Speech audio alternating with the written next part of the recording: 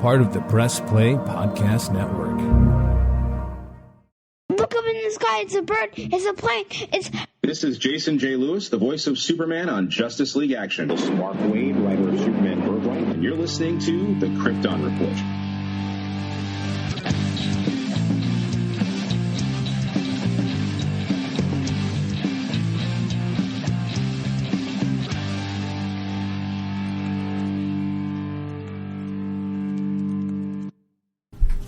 Welcome to the Krypton Report. It's October, and if you remember, October is the month that Jerry Sigel was born. So to honor Jerry and his writing and his creation of Superman, we're going to take a look at something a little bit different, and that is Jerry Siegel's creation and his formation of Superboy. And happy birthday to Jerry. His birthday is the 17th, which is coming up really quick. So here we go. Origins of the character. From the character's first published story in 1944 until 1992, the title Superboy was applied to versions of Young Adventures of Superman's Kal-El as a boy, teenagers of young Clark, before he was an adult. The primary setting for the stories was the fictional town of Smallville. The 30th century, which featured time travel in the Legion, and, of course, universities later attended by Clark Kent. Superboy was the first superhero to star in a successful solo title after World War II, during the Silver Age of comic books. Superboy was frequently the number 2 best-selling superhero, with monthly issues of Superboy and the Adventures comics regularly selling over 1 million copies combined. In 1938, Jerry Siegel proposed to Detective Comics that he do stories of Superman's childhood adventures, with the character calling himself Superboy. Detective, stupidly, I added that, rejected Siegel's pitch. In December of 1940, Siegel pitched the idea again with a complete script for the first story. But DC did not respond within the contractual 6 weeks. In 1944, while Jerry Siegel was serving in the U.S. Army in Hawaii, Detective Comics published a Superboy story in More Fun Comics number 101. In an effort to expand the Superman franchise by presenting a version of the character to whom younger readers could easily relate. The story was particularly based on the script Siegel had submitted in 1940 and was illustrated by Superman co-creator Joe Shuster. DC had done this without informing Siegel. He learned about it in a letter from Shuster. And we'll get back to that in a little bit. The first appearance of Superboy, the art, was in More Fun by Joe Shuster. The first Superboy stories were published as a bi-monthly feature in More Fun Comics issues 101 through 107. Cover dates January through February 1946. Except for the origin story by Siegel, the issues were written by Don Cameron, art provided by Joe Shuster. Further information on Adventure Comics. In the early 1946, Superboy moved to Adventure Comics, where he debuted in issue 103, 19 April. As a lead feature of the anthology comic, and he remained the headlining feature for over 200 issues. Notable stories appearing in Adventure Comics include the introduction of Krypto the Superdog, the story of how his friend, then teenage Silence Lex Luthor, became his most bitter foe, and the debut of the 30th century hero team, the Legion, initially founded by a Superboy fan club. The popular Legion spin-off from Superboy into his own feature, which dominated in Adventure Comics number 300 in 1962. The feature soon dominated the comics, with the last standalone Superboy story appearing in number 315 in December of 1963. 4 years after his debut, here we are in 1949, Superboy became only the 6th DC superhero to receive his own comic book when Superboy number 1 was published. The series became the first new DC superhero title to succeed since World War II. Superboy saw the debuts of the first Superboy story about Clark's adventures as a superpowered toddler, and of Clark's 2 closest friends, Lana Lang, who served as a romantic interest for Superboy, and Pete Ross, who later discovers and helps protect Clark's secret identity. Other notable stories to appear in Superboy include the story of his first Bizarro, the first appearance of the Legion, Mon-El, and Ultra Boy. Beginning with issue number 197, magazine covers carry the subtitle starring the Legion of Superheroes. Beginning with issue 222, the title changed to Superboy and the Legion of Superheroes, with the change becoming official title in the issue 231. Now, that's a little bit of just publication history of Superboy.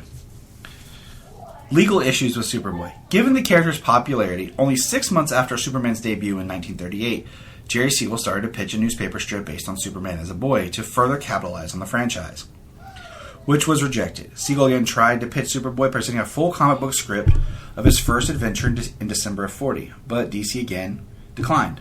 Despite these rejections, DC produced Superboy. The Superboy Ash Can in 1941. Producing an ash can was common publishing practice, whereas the publisher would take interior art and covers from existing comics and publish a few copies with a new title in order to secure the title for future publications. Ash cans are considered some of the rarest and most valuable comics on the collector's market. After being the primary credited Superman writer for 4 years, Jerry Siegel was drafted into the U.S. Army on June 28, 1943. Though he would continue to send in scripts and plots for Superman to DC while in the Army, DC supplemented Siegel's now less than frequent scripts with those written by Don Cameron, as well as Batman co-creator Bill Finger. Superboy first appeared in January of 45's More Fun Comics using the script that Siegel had pitched in 40 and fleshed out by Cameron. Though Siegel was allegedly not informed, the Superboy was drawn by Joe Shuster, who on October 1st, 1944 sent Siegel a letter, as read in this is the letter from Kryptonite, Truth, Justice, and America's First Superhero, saying, Jerry, there's something quite important in the wind here, and I want to write about it and give you a first-hand picture. I was assigned to do a 5-page release for the future Superboy to be used in More Fun Comics. This feature, I know, is one of your original ideas, which you tried to get out last summer. Since then, nothing has said about it until this assignment was given to me. I've just finished the job and I've been trying to get a copy to send to you. The Superboy story featured in More Fun Comics temporarily replaced the previous issue's twin detective comic, Henry Belafonte's Dover and Clover, who would return again in the following issue, More Fun Comics number 102.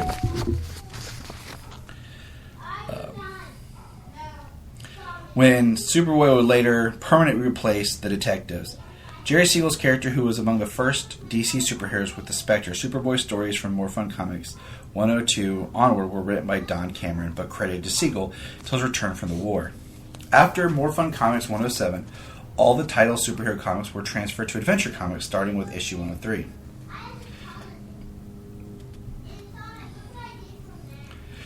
In January of 46, Jerry Siegel returned from the war. Ensuring it would be on the stands in time for his return, when Siegel returned from the war, he was reported infuriated that DC was using a character he pitched without his permission. Brad Ricka Superboy reported that his frustrations grew as he was prohibited from continuing his work from his Cleveland studio, with DC insisting he move to New York. After another year of writing Superman with his frustrations growing, Siegel convinced Shuster to join him in launching a lawsuit in April of 47, demanding $5 million in the rights to Superboy and Superman. Wow.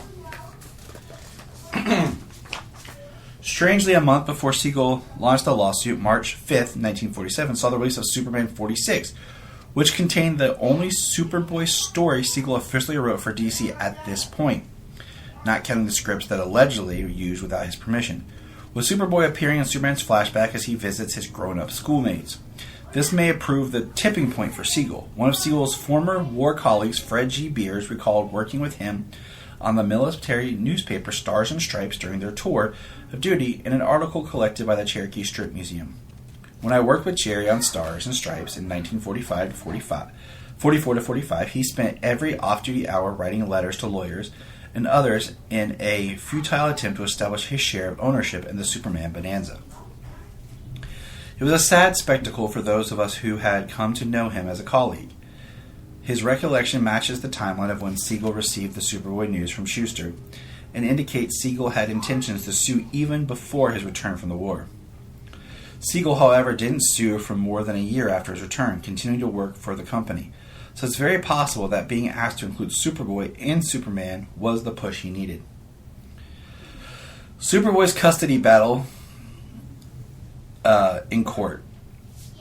Even launching the lawsuit for Superman and Superboy's rights in April, it would be a while before Siegel and Schuster had their day in court. As summarized in Joan Siegel and Laura Siegel, Larson vs. Time Warner, Inc., the matter finally went to court on November 21st, 1947, and was resolved April 12th, 1948, with the judge ruling in Siegel's favor of ownership of Superboy, along with entitlement to any and all income Superboy had generated up until that point, which was to be overseen by a third-party accountant. The judge also ruled in favor of Siegel and Schuster receiving compensation for Superman royalties they believed were being withheld from them, also overseen by the third-party accountant, and ordered DC to immediately cease publication of all Superboy stories. The judge also ruled that DC owned Superman himself, but the case was an overall win for Siegel and Schuster. Then, for an unknown reason, Siegel and Schuster settled with DC and granted them the rights to Superboy for the relatively low amount of $100,000, which mostly served to cover their legal fees. Why they decided to settle for this low sum after they were legally entitled to more is up for debate, with some speculating that after the lengthy legal proceedings, they couldn't afford to wait for more money and decided to take less sooner. After the hard-fought battle Siegel and Schuster waged in court, the move is puzzling and must have happened quickly after the verdict, because DC did not halt production of Superboy stories, which continue to be published in Adventure Comics, uninterrupted during the course of the trial. After the settlement, May 21st, 1948, the judge revised his April ruling. Unsurprisingly, the legal woes over Superman soared Siegel and Schuster's relationship with DC, and their contracts ended and were not renewed before the lawsuit was settled, with Siegel's last Superman story appearing in the January-February 1948 World's Finest Comics number 32. In 1959, he returned to DC as a writer and was dropped again in 1967, when he again attempted to take back the copyright to Superman. With April 49 Superboy number 1, Superboy became one of the only new superhero titles to succeed. And what's so interesting about Siegel's career with writing Superboy is, in the Superboy comics, it expanded so much of Krypton with Kandor and the Silver Age. Like, Superboy helped, bring in the Silver Age of comics in a way. And it's sad because there's a lot of things that Jerry wrote that we're not sure if he did or didn't. Like, I've tried working on my research and doing things and digging into it. And there's some great podcasts for people to listen to about Superboy and Super Baby and stories over on Superman Forever podcast. But, Jerry, when he came back to DC, he wrote, but a lot of times it wasn't credited to his name. And stories appeared without his name. So it's not sure who wrote what, and it's a sad existence because finding sometimes Superman stories created by Jerry is hard to do. But we owe a lot, us fans do, to Mr. Schuster and Mr. Siegel. And it's just, we take time in July and October just to kind of remember the origin, the people that started it, and what that means to us. So, remember.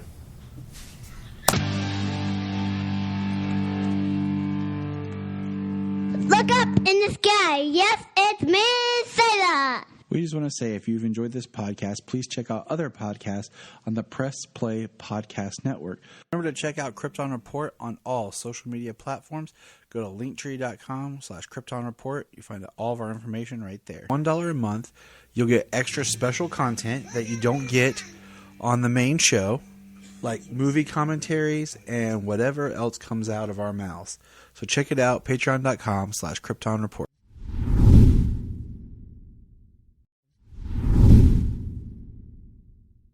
We're going to press pause and hear a few words from our other podcasts on Press Play Podcast Network. Hello, Brooks here with the Books with Brooks monthly book club podcast. Here's how Books with Brooks works. We read one book a month and then we talk about it. Classics like Stephen King's The Shining, debut novels like We Are the Brennans by Tracy Lang, and tons of other compelling, life-changing stories, one book and 1 month at a time. So come read along with us and then listen in. If you are like Tyler and James and can't get enough Super Talk, check out these other podcasts. Digging for Kryptonite, Supergirl Radio, The Last Sons of Krypton, the Superboy Legacy Podcast, All-Star Superfans, Superman the Animated Podcast, The Aspiring Kryptonians, Always Hold On to Smallville, Caped Wonder, The Geek of Steel, and Truth, Justice, and Hope Podcast. This is Dan Jurgens, and if you want to have a good time, keep listening to the Krypton Report.